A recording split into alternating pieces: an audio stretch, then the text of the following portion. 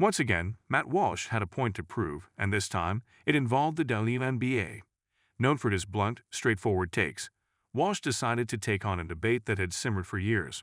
Are WNBA players overpaid relative to their league's revenue and public interest? He set out to strip down the argument, expose what he saw as contradictions, and maybe, just maybe, turn the tables on players who in his mind were blissfully out of touch with financial realities. The result was a social media uproar. As his argument snowballed, no NBA players responded in kind, and the Twitterverse turned into an all-out battle of ego, economics, and high emotion. But before we proceed further, don't forget to smash that like button and subscribe. The scene wasn't new. Matt Walsh has a way of getting under people's skin, and this time was no different. In one of his signature video monologues, he confidently laid out his argument, numbers in hand. His message was simple yet pointed.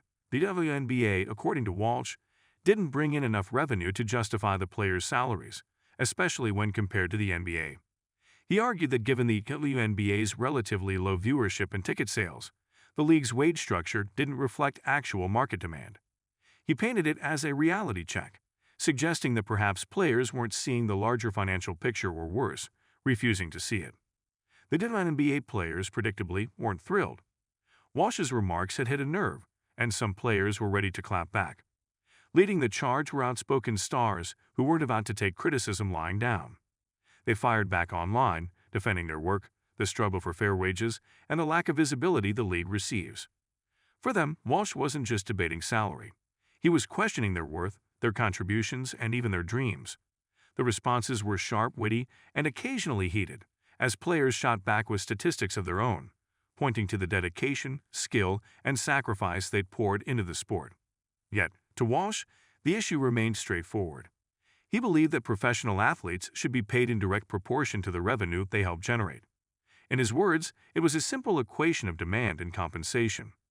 Walsh suggested that while WNBA players were talented, they weren't drawing the ticket sales, viewership, or merchandise sales that NBA players commanded, and thus their salaries should reflect that.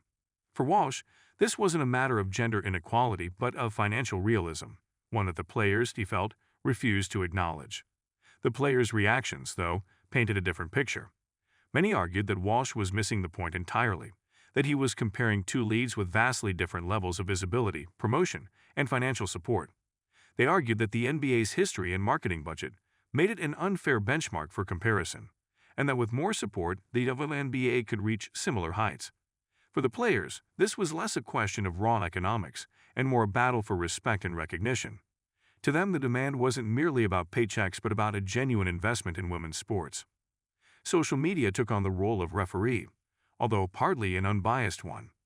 Fans and critics chimed in, each with their own interpretation of the debate. Some, siding with Walsh, echoed his point, remarking on the importance of revenue in determining pay and criticizing what they saw as an inflated perception of the league's worth. Others rallied behind the players, accusing Walsh of oversimplifying the issue and ignoring the systemic barriers that kept women's sports from reaching a broader audience.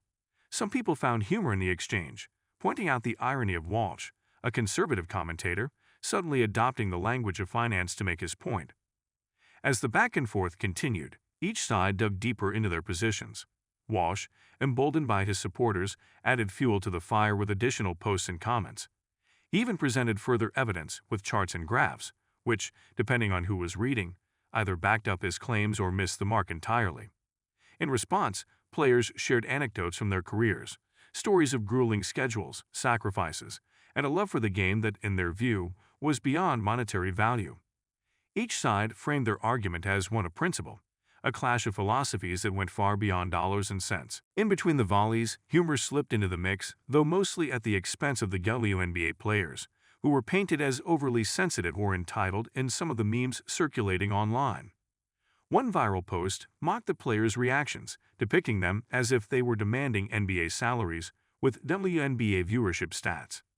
Another took a jab at Walsh himself, casting him as the self-proclaimed expert of all things WNBA, despite the fact that, as far as anyone could tell, he hadn't attended a single game. The entire affair took on a surreal quality as humor turned sharp, and each post seemed designed to one-up the last. Yet underneath the humor, there was tension. For WNBA players, this was a serious issue. They viewed themselves as professional athletes with the right to earn a wage that matched their skill and dedication. They spoke about the years of training, the sacrifices, and the injuries, none of which, in their view, could be measured simply by ticket sales or viewership. For them, Walsh's analysis was cold, a dismissal of their hard work and contribution to sports culture. The intensity of the responses suggested that this was more than a debate about economics, it was personal. Meanwhile, Walsh's supporters clung tightly to the numbers, reinforcing the notion that sports are a business, one where revenue determines compensation. In this view, professional sports leagues are not social programs but commercial enterprises. They believed that without profitability, there was no justification for increasing WNBA salaries. Walsh's supporters argued that pushing for higher pay without the revenue to support it would undermine the league's sustainability. Caught in the middle were fans of the WNBA who felt uneasy with the polarizing takes from both sides. For them, the debate wasn't about undermining one side or boosting another, but about finding a middle ground. Some saw value in Walsh's call for financial realism, but felt he overlooked the passion and dedication WNBA players brought to their craft. They also sympathized with the players, agreeing that if the WNBA received even a fraction of the NBA's promotional push, it could potentially draw larger audiences. These fans found themselves defending both sides, frustrated that the debate had become a battle of absolutes. Adding fuel to the fire, media outlets seized on the story, framing it as the latest culture war controversy. Some portrayed Walsh as a provocateur, intentionally stirring up trouble to gain attention, while others highlighted the WNBA players' responses as a rallying cry for women's sports. Each article seemed to further entrench supporters on both sides, adding new layers of intensity to an already volatile topic.